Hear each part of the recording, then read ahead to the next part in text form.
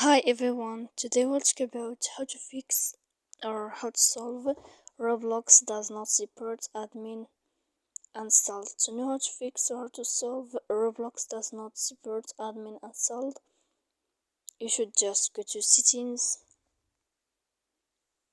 Here in this page we click on apps, default apps, app settings. When you'll find this page you search about Roblox app. Then this list of app info we click on first up and we click OK.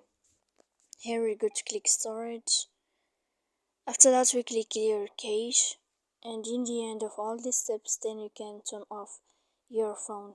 So please don't forget to support us by like and subscribe.